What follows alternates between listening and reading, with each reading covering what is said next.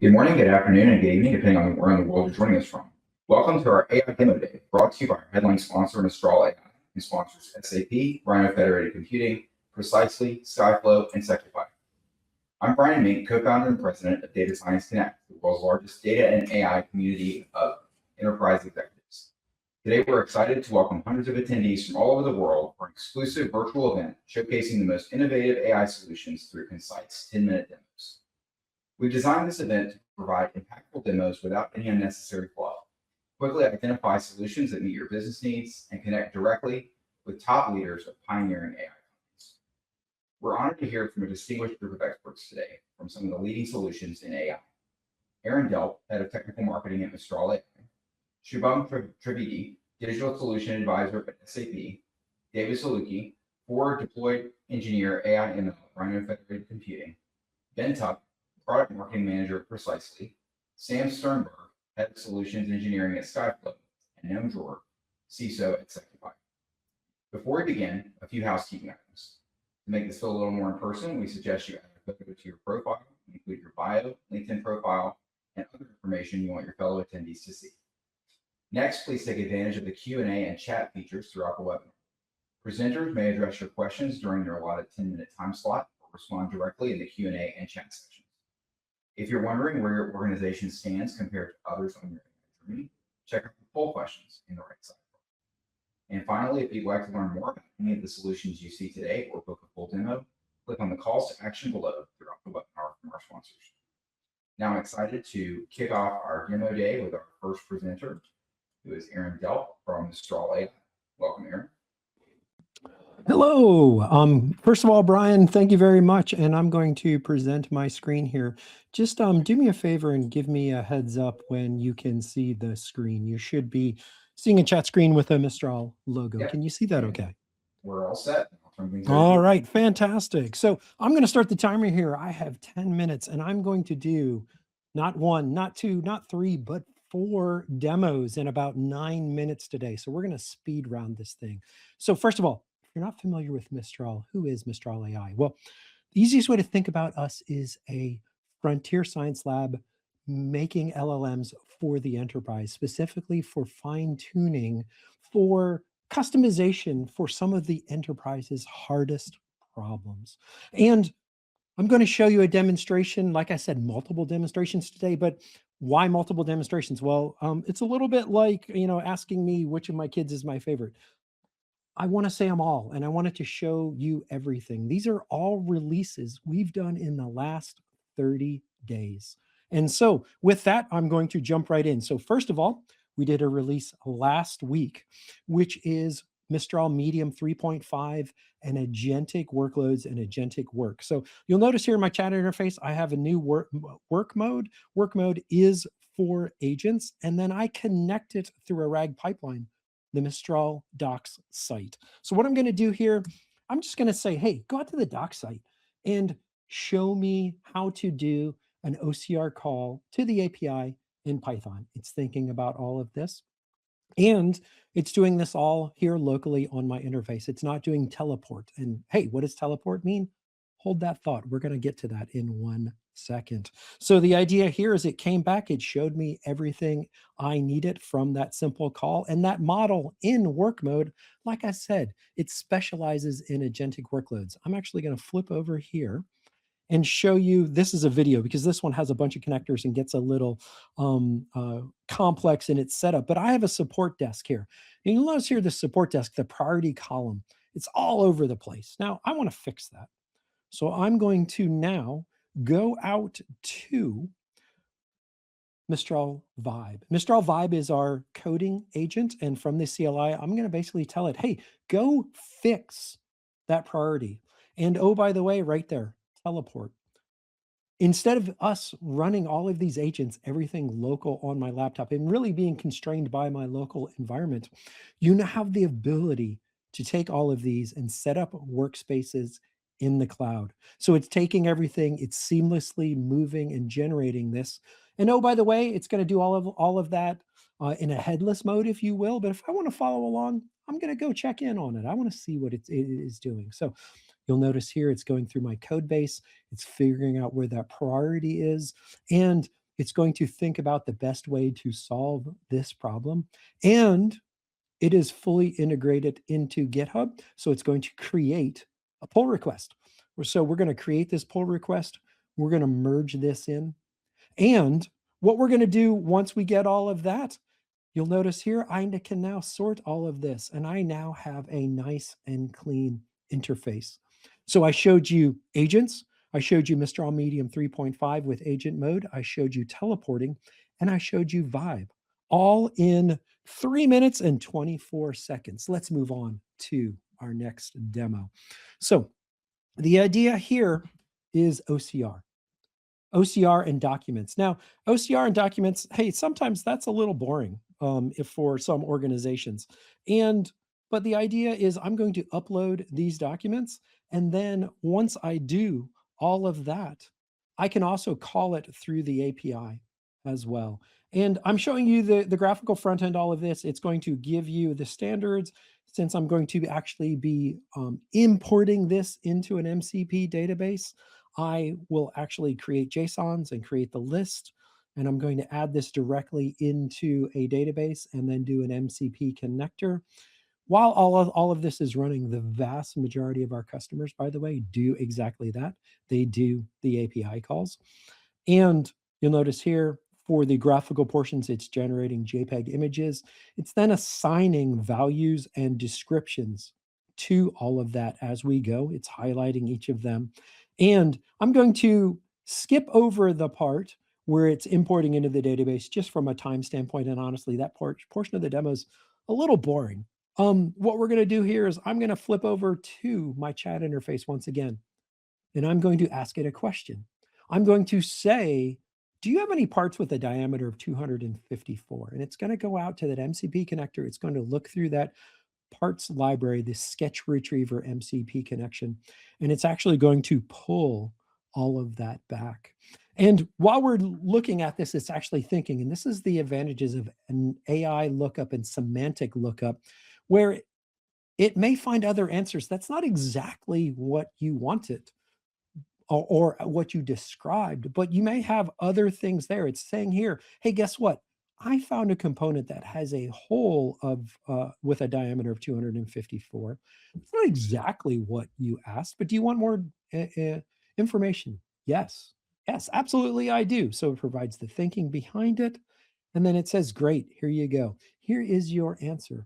So what we did here is OCR ingestion into an MCP database, and then in addition, for all of this, we basically took all of that, put it in that database, and then did an AI-assisted search around all of that.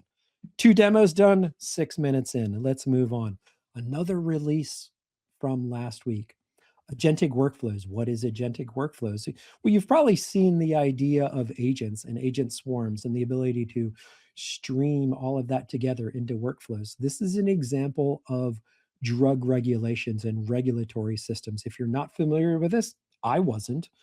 You have to, for drug regulations, go submit a packet to, in this instance, the FDA.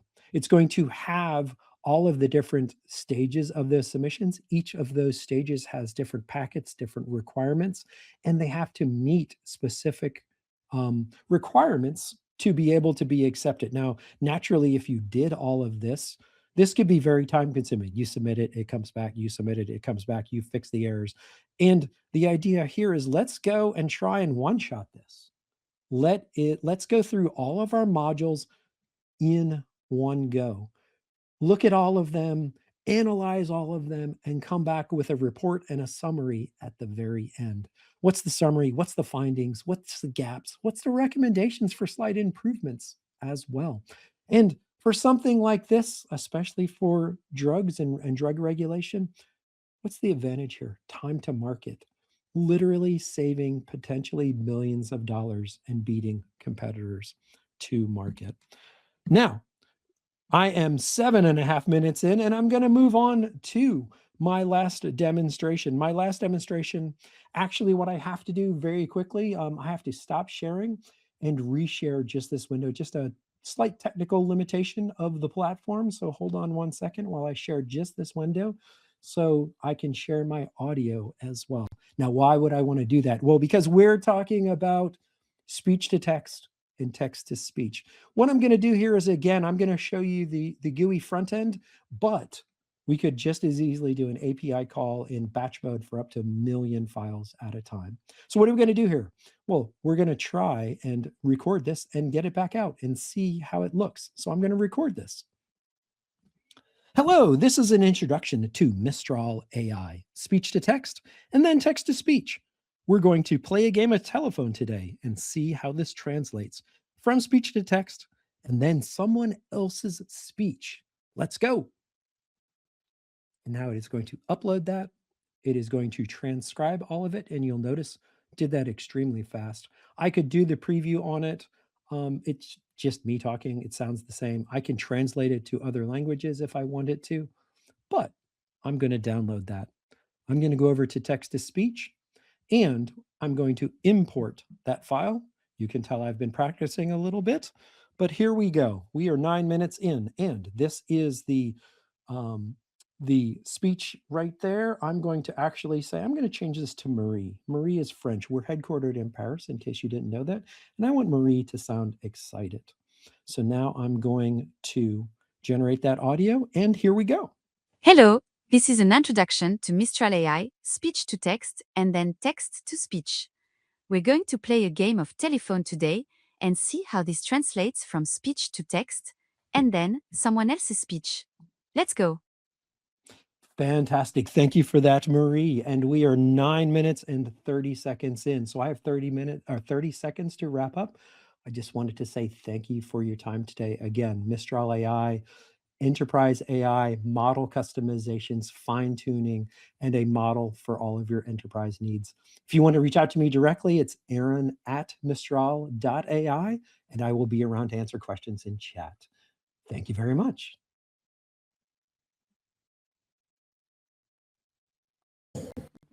Thanks, Aaron. Always a pleasure to have you. If you liked what you saw, make sure you book a follow call with Mistral AI. Get the call to action below. And I'm excited to welcome our next speaker to the stage, Shubham Trivedi, who is Digital Solution Advisor at SAP. Welcome. Thank you. Is my screen visible? I can see you. I can't see your screen just yet. Okay, let's. Can you see that screen right now? There we go. It's loading up. There we go. And you're all set up. Turn things over to you. Yep. Okay. Thank you all for joining. I have 10 minutes and I'll be today walking you through over Joule Studio on SAP's business technology platform, on what it is, why it matters, and how SAP customers today are using it to build their own AI agents. So before diving into a little bit deeper, I will start with a simple frame. Gen AI is at three places. Number one, you generate experiences where there are more natural ways to interact with software. You have generative answers where chatting with structured and unstructured data. And then you have generative actions where system actually does the work. The first two are very useful and used today widely. But the third, the action, is where the business value compounds. And that's the shift today from chatbot to agents. And that's the shift of Joule Studio that is being built for. And we're going to look into that. But before diving a little bit, let's talk about the two patterns where we see customer adopting. So number one is embedded, where AI is inside your SAP application, automating the work for you, driving bottom-up efficiency.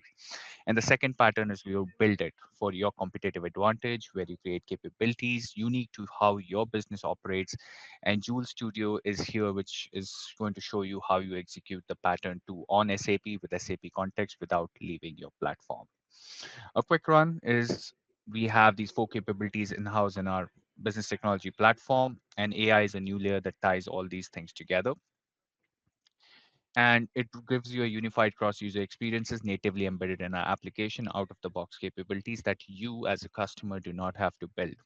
The insights are at scale, simple and secure, giving agility to all the users. Same AI fabric applied consistently across every cloud product. This is something which I want you to take today, that you have the AI foundation, that the operating system to build, extend, and run AI on BTP. You have all the capabilities of all business functions, finance, supply chain, and at the top you have Joule, which acts as a super orchestrator. And underneath we have partnership with all the AI providers we have today. And around all of it, the security and the compliance is just built in. So the keyword here is orchestrator. So Joule here, which we're going to show, is not just a co-pilot you talk to. It is a connective tissue that routes intent to the right agent, right system, and the right outcome. So it is the AI co-pilot that truly understands your business, and it also understands your intent and your context. It could be informational. You could be asking a question. It could be navigational. Take me to the right screen. It could be transactional. Execute a particular action you want to do, and analytical, where you surface the insights. You have the same conversation with 4 different outcomes. The user does not need to know which one they want. Our Joule figures out the intent and the context about it. And what are the things you can do with you? One is Joule Skills, which extends your Joule with your custom capabilities, and custom AI agents, which are your own autonomous agents. So let me explain the difference between two, because this is a little tricky, but it matters. So when do you actually build skills and agents? You build it inside our Joule Studio inside SAP Build, and building blocks are defining every agent, its purpose, its context, its data and model. So Joule Studio gives you a drag and drop functionality to configure all the 5, grounded in our applications, Knowledge Graph, and Business Data Cloud, and works on top of non-SAP applications too. You use a Joule skill when it is rule-based or repetitive. It's orchestrated through Joule, triggered by intent and content, and follows a predefined execution flow. You can build using APIs and automations, such as retrieving supply chain risk, getting weather conditions, creating a ticket. The path is known. You know the steps, you just want to execute them reliably every time and on demand. And that is a skill. But what is an agent? An agent is fundamentally different. It plans, it reasons, it acts autonomously, and it can communicate with other agents. So it is built using LLMs and tools. Examples could be you're optimizing your shipment logistics, managing your talent acquisition, and procurement deals. The pattern here is the path is unknown. You give agent a goal, and it figures out the next steps, and that is the leap. Skills do what you tell them to do. Agents figure out what to do. And how it is different, I'll give you 3 differentiators. First differentiator, it is directly addresses, one second, let me get the right screen. Okay, so differentiator addresses agents do not understand SAP problem. 3 things happen here. First, you ground our agent in deep enterprise knowledge. Using documents and SAP Knowledge Graph as a tool, you embed existing SAP automations and actions inside agents and skills. You are reusing, you're not rebuilding, and you specialize agents in the business context using natural language instructions. So the screenshot you see here is a project library, where we provide you with hundreds of pre-built actions ready to drop on your agents.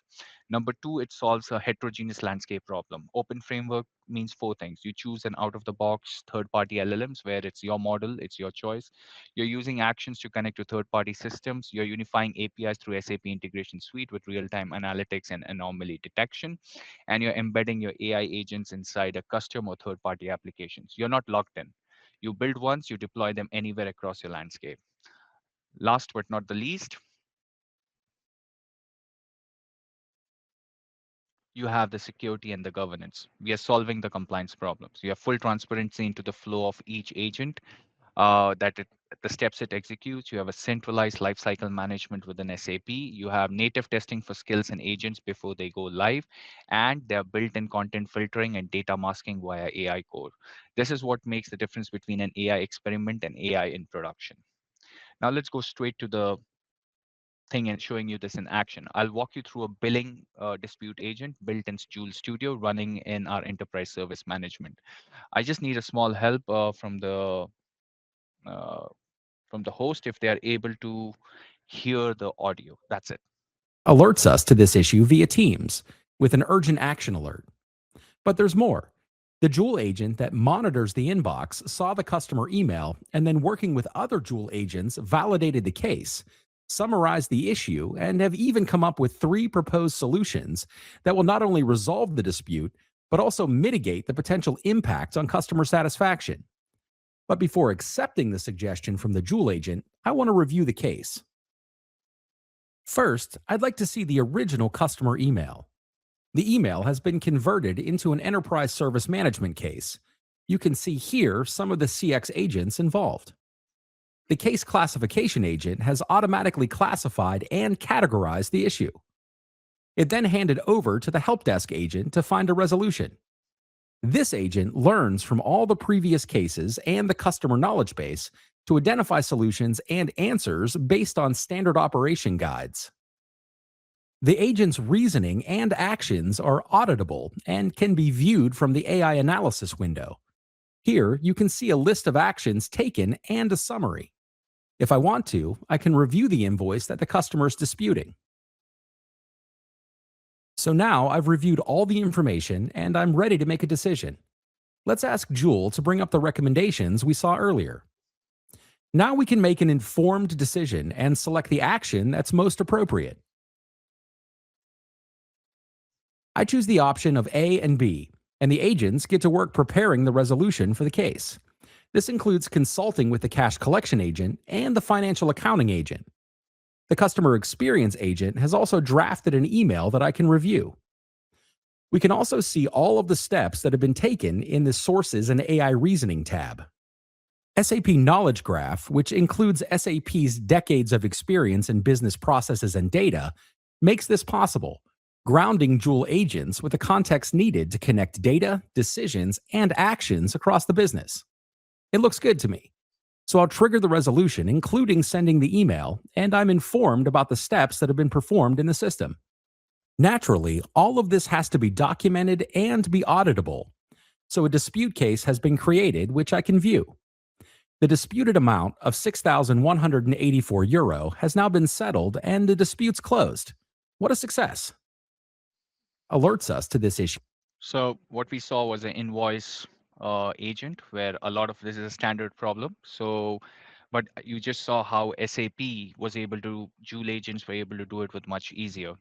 And before I go away, I want to leave you with 3 things that SAP can offer you. We have a deep grounding in our business processes because we have over 50 years of experience. We have an open and extensible framework where your model, your system, and your choice of LLMs. And we have a built-in security and compliance, which are production ready from day one. So Joule agents are not only doing a backend stuff, but also helping you to solve your daily business challenges. As I go away, I want to leave you with 2 links, which you can use it to refer, where an AI roadmap link for a forward view, and you can explore more of our use cases at SAP AI. Thank you, and happy to take your questions. And with that, I hand it over to our host, Brian. Thank you. Excellent. Great demo. Thank you for joining us. And if you guys like what you saw, make sure that you click that call to action below from our friends at SAP.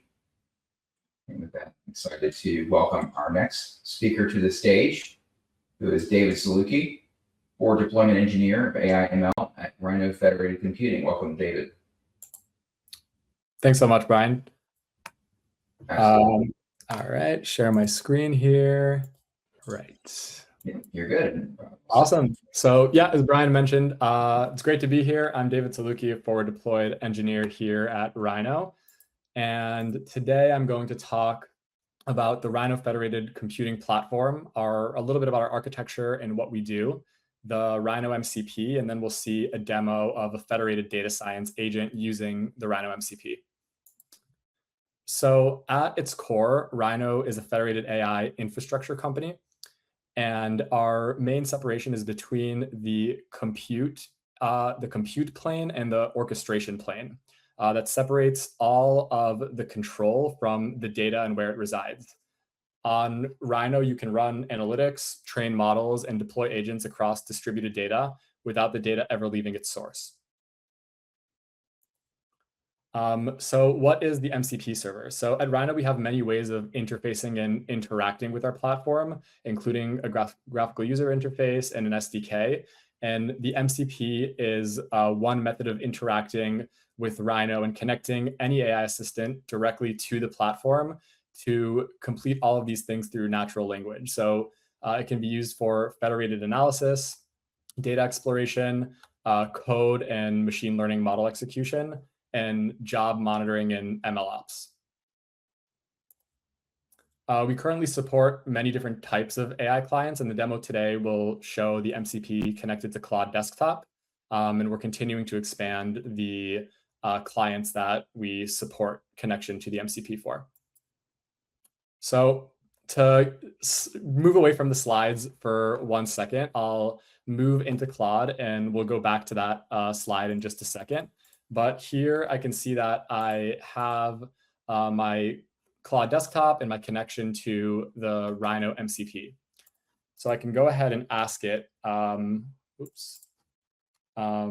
what projects do I have at Rhino?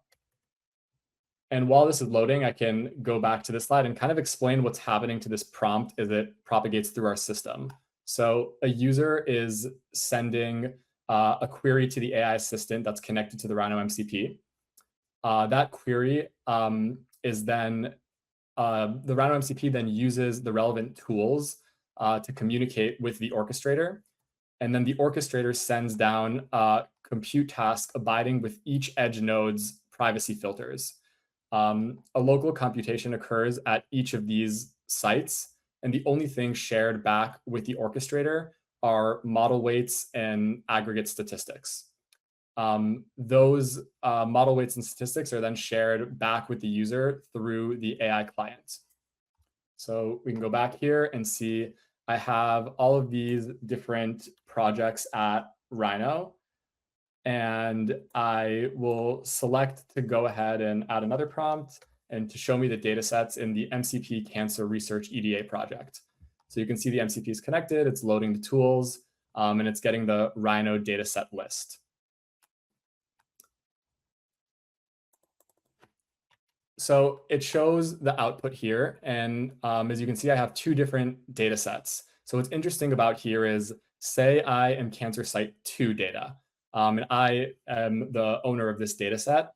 In a normal setup, I wouldn't have access to the data that exists at a different site.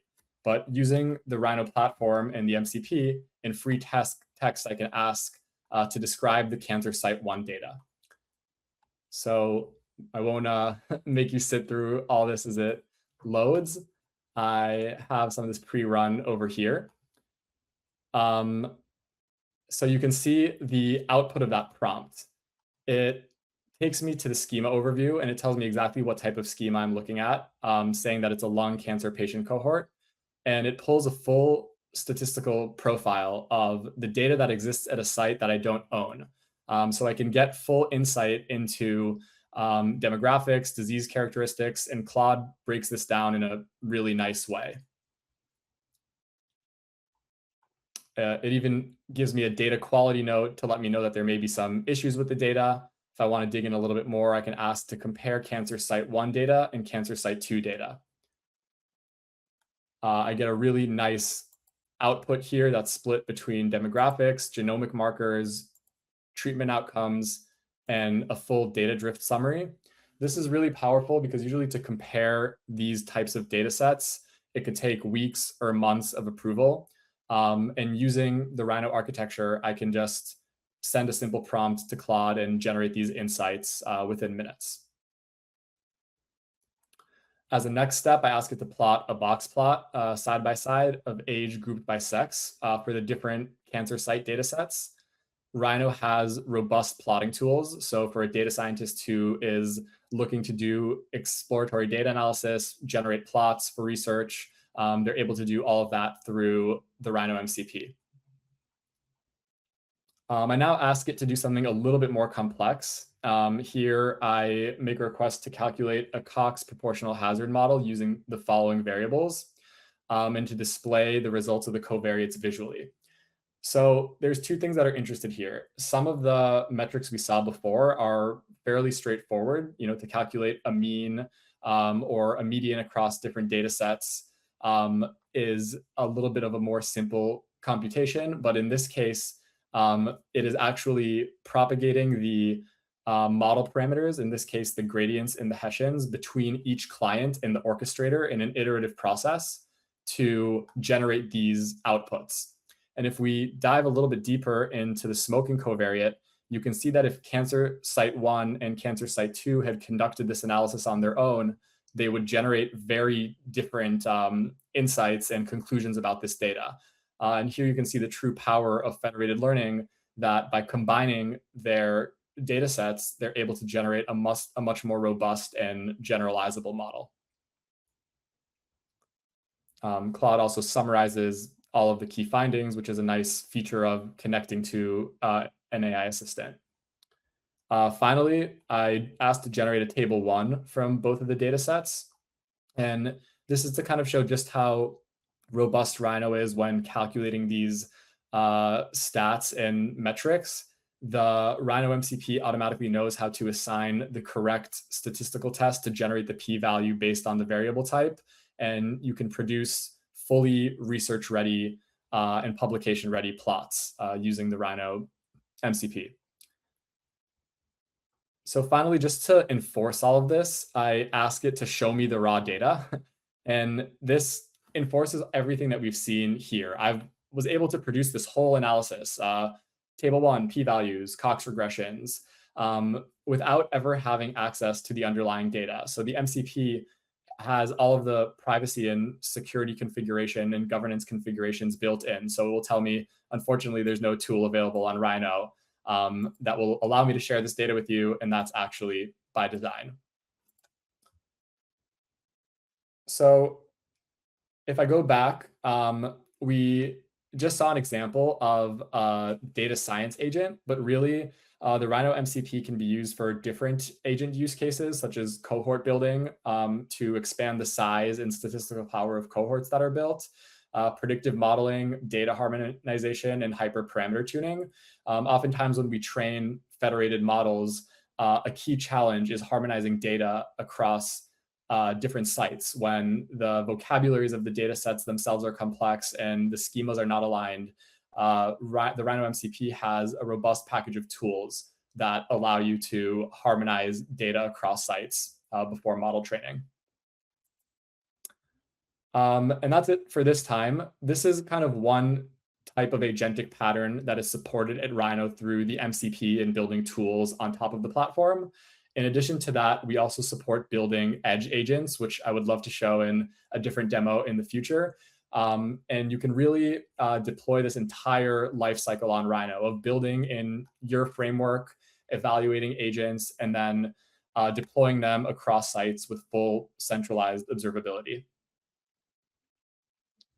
Thank you for your time. If you have questions or want to hear more about Rhino, feel free to drop them in the chat or reach out. Thank you. Excellent. Thanks, David. If you liked that demo, make sure you book a follow-up call with Rhino Federated Computing at that call to action below. Next up, we have Ben Tuck, who is Product Marketing Manager at Precisely. Welcome, Ben. Hi, thanks for having me. Let me just get this screen share going. Great. And share this. And then let's get these slides into presenter mode. Cool. Good to go. Awesome. Hi, so thanks for having me on this afternoon. I'm Ben Tuck. I'm a product marketing manager here at Precisely. Excited to be here with you today. And today I'm going to show you how to provide AI with the context that it needs to make informed decisions and to avoid hallucinations, especially when location data is really integral to that context. So before I dive into the demo, I just want to kind of frame the challenge facing enterprise organizations today. And broadly, there's a lot of obstacles to having AI-ready data, but the one I want to focus in on the most is incomplete data. So organizations have a lot of first-party data, but that doesn't necessarily provide the full perspective that they need to solve for their most important use cases. And in many cases, if you're using just your internal data to fuel AI and to have it automate specific processes and workflows, it's going to hallucinate to fill in the gaps. And so this can be a real struggle, especially if you're missing key location data that's tied to the real world. So things like risk factors in an area, or drive time, or proximity, or potentially consumer behavior or demand in specific areas. And so when you have these gaps in your perspective in the underlying data and the underlying context that the model is able to reason with, then you're left with missed opportunities and avoidable risks to your business. Additionally, folks run into issues with time to value. So struggling to integrate and onboard this external data that they need to provide AI with that context and close that data completeness gap, and struggling to get that integrated in their systems in a reasonable time frame. So in many cases, that can lead to AI operating on still incomplete data, or in many cases, outdated data. And these issues are really critical to solve for because there are tons of core business functionalities and core processes that really depend on having that complete perspective, that full picture of a location, and that full underlying context necessary. So if AI is being tasked with questions like, where are my customers? Where should I be expanding my business? What physical locations look best? Where might there be risk? What do I need to know about a specific property? And it doesn't have that sort of essential location context underlying its decision making, then best case, you are going to get no answer, and worst case, you're going to get one that's just completely fabricated and hallucinated. So closing this gap is really essential, and it really goes beyond just appending latitude and longitude.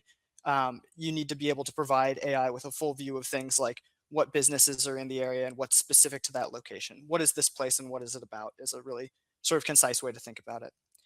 And so the challenge is really, how do you provide AI with that data, with that location specific context in a timely and efficient manner? Because I think, as we're all largely aware, most popular AI tools and systems don't natively work well with spatial data. And so you really don't want to find yourself in a situation where you need to learn GIS, or you need to stitch together a bunch of disparate data using spatial queries that might be very process intensive, and then still need to find a way to make that interpretable for your AI system. So that's why we created Precisely's MCP server. It connects to our hundreds of data enrichment data sets and our spatial analytics and location intelligence services. And what it enables you to do is ask questions in simple natural language and have the MCP server call our location intelligence and data APIs, and then pull back the appropriate context in a way that your AI systems can intuitively understand and reason with. So it's really able to solve that issue of, in the first place, not having that data completeness and not having that location specific context, but then also the difficulties that might be associated with bringing that data through and making it usable and interpretable in your day-to-day AI workflows. So I'm now going to jump over here to Claude, and right now I'm just in the connector screen here just to highlight some of the services that are pulled through the Precisely MCP server.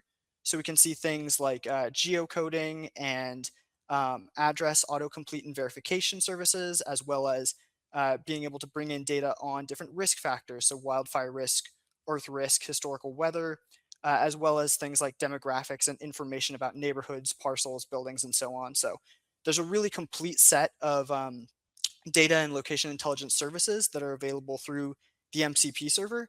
And you do not have to understand our API architecture.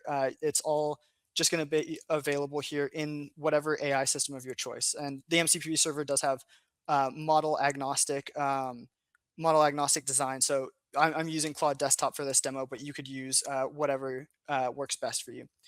So to demonstrate this, I'm just going to get started here and show that the web search is not on, and just ask it to geocode an address. So let's say that I just want to learn more about this specific address, and this is actually in New York, although I'm not going to specify it. I'm going to leave it very incomplete here.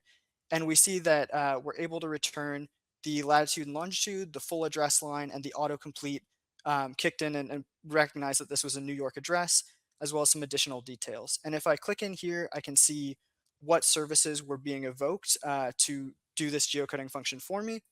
And if I come into this geocode line, I can see what transpired. And also, if I scroll down enough here, I can get to this PB key. So this is a Precisely ID, and it's a unique and persistent identifier that we append to addressable locations. And what that does is it makes it really easy to connect just raw address data that an enterprise might have with a whole network of connected data. So all the data that I was talking about earlier with demographics and parcels and buildings, this is an ID that is going to be persistent for this location and enable us to have all of that data connected and available and pre-linked for you to use. So to get a little bit more complex with what we're doing here, beyond just asking it for that geocode, I'm actually going to come over here into this project view. And in this case, I'm going to be asking it to create a site selection report. So if I come over here into these instructions, this is basically a system prompt for Claude, and it's going to ask it to be a lead audience and site strategist. And here I'm going to define the core objective. So I'm going to be asking it to essentially analyze this address for advertiser fit and purchasing power in the area and audience, being able to have the right audience in place for that. And so here I can also define just everything that I want in that report, what data I want to pull through, how I want it to be formatted, and all the ways I want it to be visualized. And the idea is that this just becomes a really repeatable process that can really streamline this workflow across your organization and can be used for different users as well. And so here I've also appended a consumer spend CSV. And so this is standing in this case for an organization's first party data. So this is giving me more insight into things like household spend and audience and visitation trends that I might have if I was doing this use case and trying to stand up the site selection report in actuality. And so I'm not going to spend the time on having it process. I have done this in the past. You just simply prompt it with natural language again to generate a report for the address that we looked at before. And it's given me that same level of detail that we looked at in the previous geocoding example, but I can see more things that are relevant to this site selection use case. So here it's pulling through things like traffic and the audience in the area and spending in retail nearby, as well as what it thinks the best advertiser fit's going to be.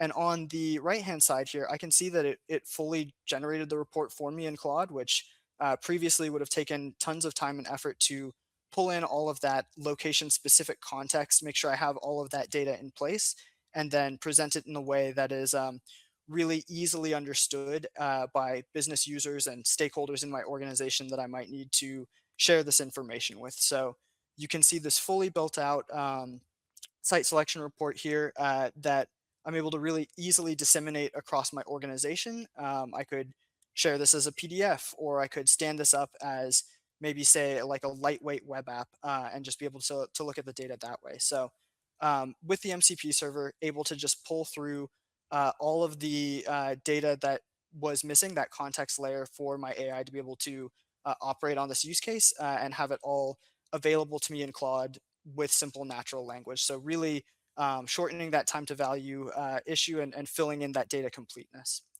So I'm gonna pop back over here to the slides and bear with me while I get us back into something better to look at in presenter's view here.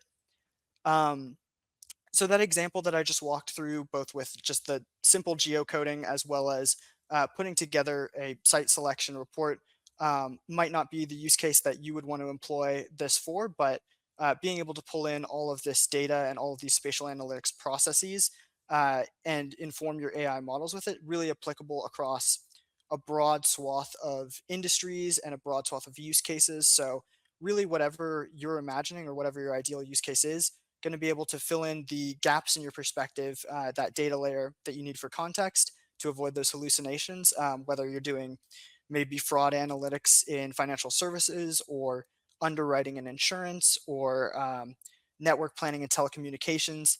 You're able to bring in property details, demographics, boundaries, audience information, details about properties, parcels, addresses, places, street information, and then have all of that data available in a way that your AI can easily consume. So really powerful across use cases.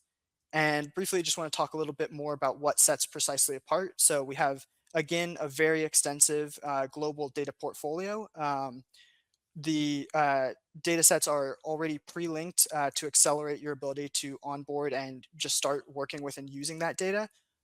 We talked about the Precisely ID earlier, and that extends across a number of other IDs, including things like building IDs and parcel IDs. The deployment options are flexible to your needs and your environment. So maybe you don't want to bring in this data through an MCP server and feed it into an AI model. You'd rather just get this on premises as a flat file. That's an option as well. And then the interconnectivity between our addressing solutions as well as our data enrichment solutions, being able to fill in that context layer and have a really streamlined integration between just a raw list of addresses that your business might have with a whole host of different attributes and contextual factors that can be appended to that data. And then lastly, just the connectivity beyond our own data that we offer. So we recently launched a program called Data Link that brings together data from a bunch of leading providers and pre-links it ahead of time upstream so that you're not spending a bunch of time figuring out how to match up and how to join records from, say, a Dun & Bradstreet with data that we're offering it precisely, and then back to your own internal records. So if you're working with any of the partners in this program, you're able to connect seamlessly to all Precisely's data and vice versa. So a really streamlined process of going from just your raw internal data to having this full and complete picture and being able to make that really easily understood by whatever AI tools or whatever AI workflows you want to implement that in. So I believe that's going to do it for me. The MCP server is available for free, and I will drop the link to the GitHub repository for it in the chat. You're just going to need a key and a secret from Precisely, which you can get in our developer portal. And again, I'll be dropping a link there as well. So, and the developer portal as well has an AI assistant if you need help looking through any of the setup steps there, or if you just want to explore what's available in our APIs. So with that, thank you very much. Don't hesitate to ask questions. I'll be sure to get back to you in the chat. And I think I'm turning it back over to the host. Excellent. Thanks, Ben. Enjoyed the demo. And if you guys like what you saw, make sure that you book a follow-up call with Precisely at the call to action below. And now I'm excited to turn things over to our next presenter, who is Sam Sternberg, Head of Solutions Engineering at Skyflow. Welcome, Sam. Hey, great to be here. Hi, everyone. I'm going to share my screen. Let me know if that comes through, or if it doesn't come through, I suppose.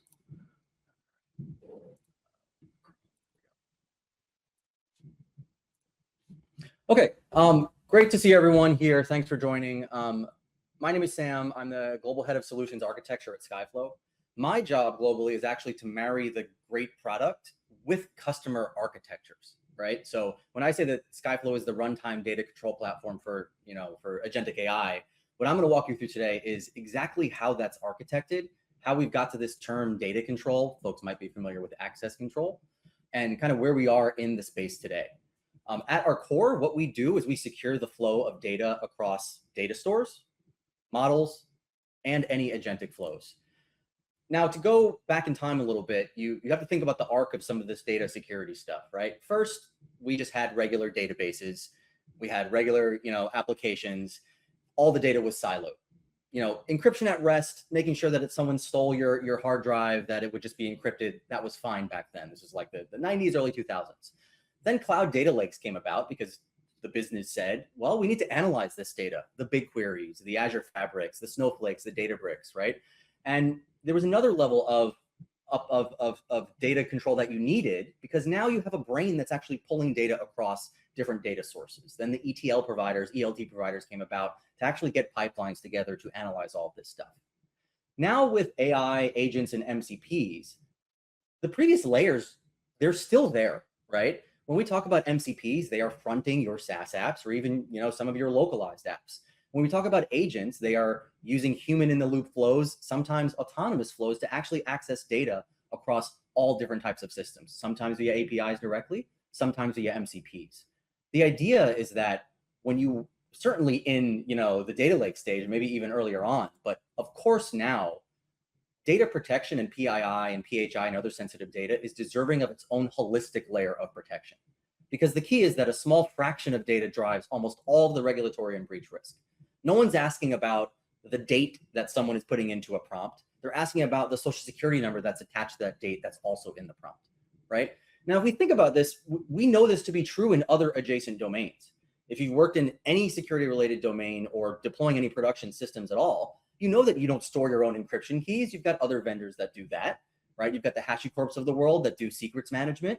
You have the Oktas of the world that do identity management. These are all zero trust vault-based architectures where you don't have each application reinventing the wheel on some of this foundational security stuff. You can think of Skyflow as that approach for PII and sensitive data across any app, any model, any agentic flow. So now we're going to get into some demos. If you think about the first use case and kind of chronologically with the AI rush, it all started off with like building and tuning models with real data. That's the first demo I'm going to show you, where we plug into, that spaghetti flow in areas where you actually need to take maybe unstructured data or structured data and protect it while keeping it usable for tuning a model, training a model, or even accepting a prompt where someone wants to upload a file along with what they're doing. How do you protect the sensitive data within that potential file while also keeping it usable for the model to understand what's going on? If I switch over to the demo here, I think I shared my window, not my tab, so we should be good. And I start off with a sample Word document, right? The case of the compromised identities, obviously a fake fictitious Word document here, but it's got some names, it's got some PII, it's got, all kinds of sensitive information. Yes, you could encrypt the S3 bucket where it sits, but once it gets pulled out of there, it's going to go into an LLM. And those are just two different types of use cases. With Skyflow, what we do is we actually do sensitive data detection, sensitive data tagging, and sensitive data tokenization, along with the governance to detokenize, all in one API, SDK, or MCP call. So what I'm showing you here, and if I hit download, you see that this is actually a Microsoft Word document just rendered in this demo environment. What we do is we actually detect the sensitive information across 69, growing every day, different entity types, PII, PHI, PCI, digital, like geocoordinates and IP addresses, even proprietarily sensitive information that wouldn't be objectively sensitive outside of maybe your business's use for it. And what we do is we actually tokenize this data. We are not just maybe familiar with DLP solutions where let's just remove all that data. So great, now it's safe. The idea here is we tokenize this data with context preserving tokens that preserve referential integrity. Sarah Green's name will correlate to this particular name token wherever she is within these documents. What that does is actually allow the LLM to understand the context as if it knew her name.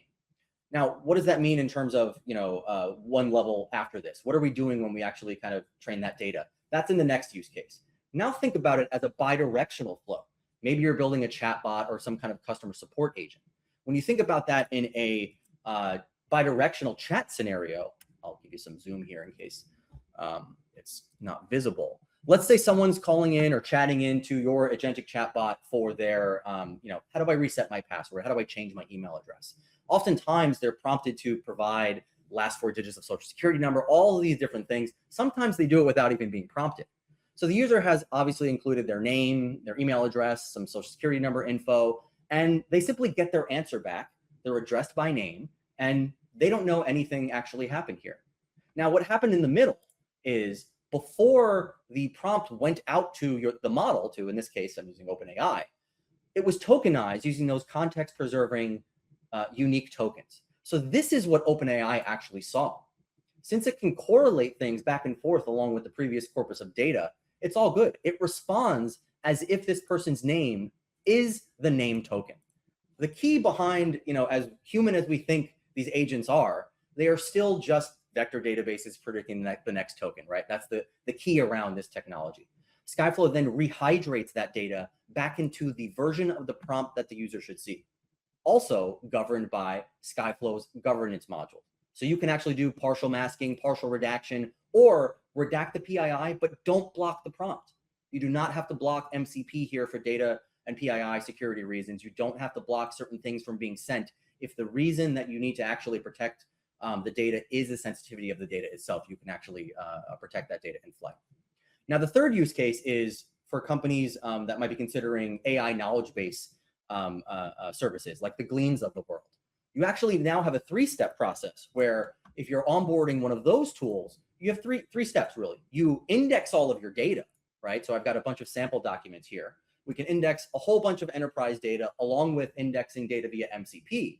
So I've got vendor information from Box. I've got engineering information from Google Drive, local files, and then things connected from ServiceNow, Jira, and Zendesk.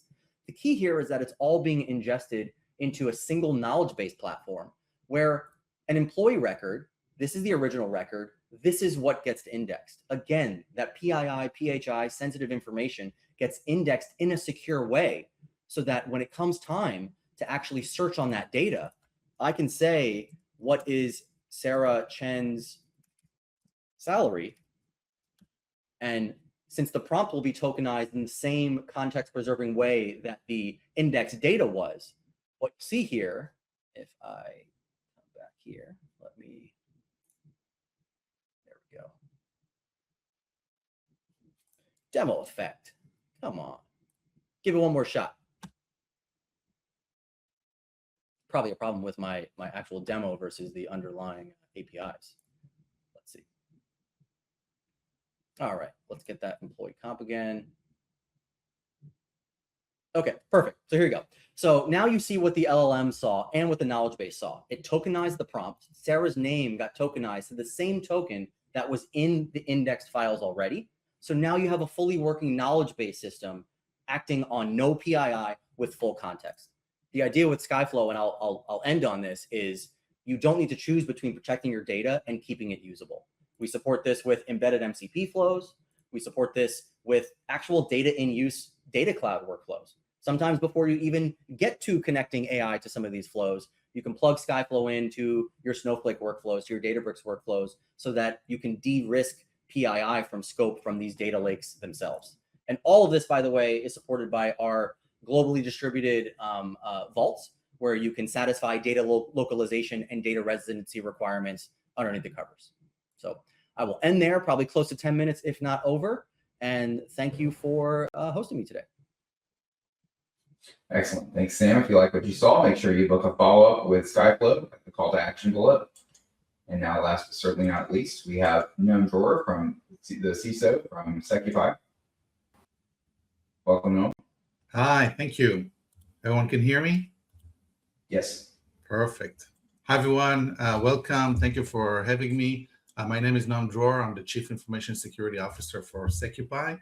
Today, I'm going to talk to you about unified AI access protection with the SecuPi data security platform.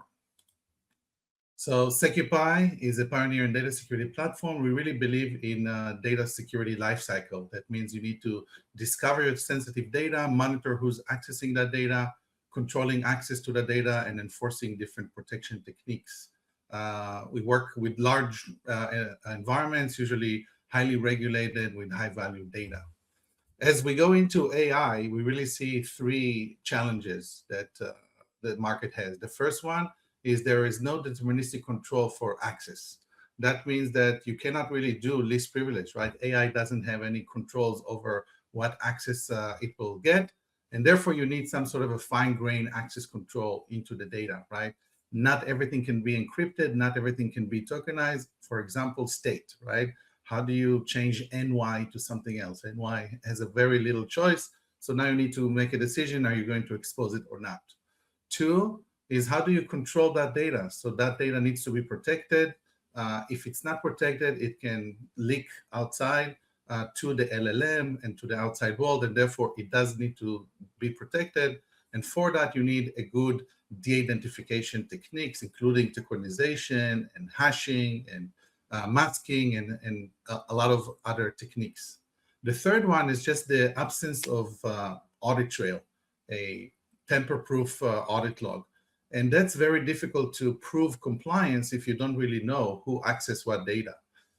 You have to have some sort of a log to show your auditor who has access, and also to reduce the risk, right? If you need to investigate a data breach, you have to know who accessed the data, how did they access the data, when did they access the data. So it's important to have an end-to-end monitoring and audit trail. If you look at Gartner, they really said that by 2029, 50% of the breaches of AI will be connected to access control issues. So that's a big deal.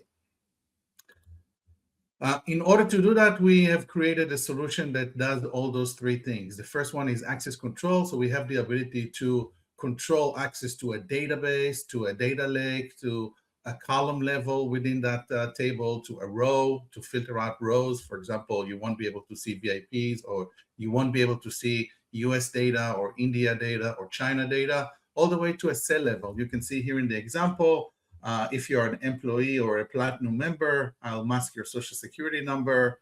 In this row, you can see that US is not part of that of this data because it was filtered out, and I was able to encrypt or tokenize the email address. Same thing about unstructured data. If you have any kind of files, you want to make sure that those files are being encrypted or tokenized, and therefore we have the ability to scan for the data, find it, and then assign a token to it with the right metadata around it. So it will stay within the data, and you will have referential integrity. And at the end, you want to have full audit control, and that audit should be who's the original user, not just a service account. You want to know what kind of data they got to, and that's the classification. You want to know how much data they consumed, and you want to know if there's a data risk score. Data risk score would allow you to prioritize your security concerns. What do you need to look at first, because you'll have millions of events.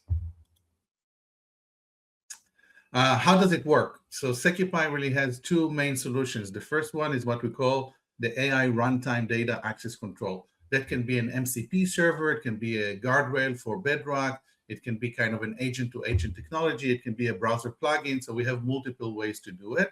But the idea is that we understand the data context, and that can come from different data catalogs or from our own scanner. And we need to understand the identity concept. So I need to know where you're coming from, what's your department, what's your role, what's your title. And with those kind of data, we have policies that will do the authorization. The authorization will be on the data itself or even on the actions of the data. For example, you're not allowed to delete data. That's a simple one. Or you're not allowed to see PII data, or you're not allowed to see Indian data or American data. So that's where we deploy those real-time access control. The other component we have is what we call the SecuPi data de-identification service.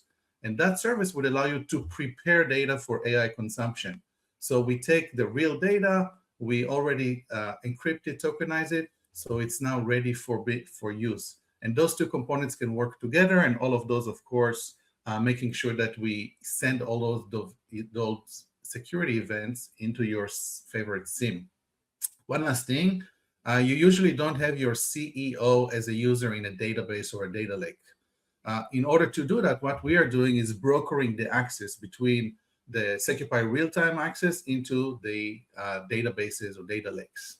So the idea here is that we can connect to your vaults. So I'm sure you have something like a CyberArk or a HashiCorp or something that holds information about privileged users, and we can connect the runtime into the data environment. So you don't have to have the entire organization users within your databases and data lakes. Okay, last one, summary. It's a lot easier now to safely expose sensitive data for AI. You'll do it a lot easier. We have a quantum resilient way to encrypt the data, so even a quantum computer will not be able to break it. We have a runtime protection with tamper-proof auditing and logging, which would be very important for your auditor and your security departments to make sure there is no data breach, or when there is a data breach, why it happened. We can deploy fine-grained access control on every object within the database, all the way to the cell level. You eliminate the risk of non-human accounts, and you don't need to code anything. Everything will be transparent for the user. You don't need an army of developers. Let's go to the demo. So what I have here is a Claude, and of course it can be in any AI agent. The last thing I did within Claude is I asked to show me the next 5 revenue producing customers. It went to the SecuPi MCP server in this case and ran a SQL query, and you can see that the emails are a little bit iffy. And it's not only that, Claude actually knows that it looks like some of those email address seems to be generated or anonymized. This could be due to the masking applied by SecuPi for data privacy. What happened here is that I changed one of my policies, and I made sure that Claude can see the data. This user can see the data encrypted only. So we encrypted the left side of the email address, and this is all configurable. If I'll go a little bit up of that, you can see that when I asked to show me the first 5 top customers by revenue, it did show me the regular one using that MCP server. So when I ran those commands, it actually created events in my SecuPi management server. So as you can see, I ran it about an hour ago. The last one I did was the real user was noam.drawer@secupi.com, came from this IP address, but the database user was a read-only user. And this is the request I did, right? Show me the top 5 customers that do that. I can also show you that I had PII here with an email address, and those are the tables that were accessed. If I'll go one before that, you'll be able to see that I was able to look at this data, top 5, top 5 customers, same user. I was able to see PII and email addresses with those kind of tables. What changed here is the policy. So I had a simple policy. In this simple policy, I said, everyone is going to see the data encrypted. But if you have a GDPR training that says, yes, you're going to see the data in the clear. So the moment I enabled this policy, I was able to see the data in the clear. Whenever I disabled this policy, everyone saw the data encrypted. That's the idea of what happened here. This is just to control the columns, but I have the same thing for who can connect to which database, who can connect to a table, who can see a table or a schema, what kind of filtering I can do in a role, and what kind of classifications I have within my data. So that's how SecuPi works. I'll be happy to send you more information and have some chat about it. Thank you, everyone.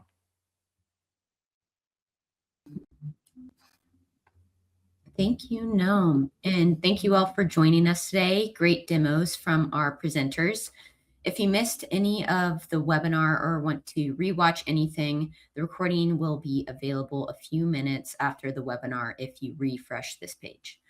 Thank you again to our headlining sponsor, Mistral AI, and sponsors SAP, Rhino, Precisely, Skyflow, and SecuPi. We'll see you next time.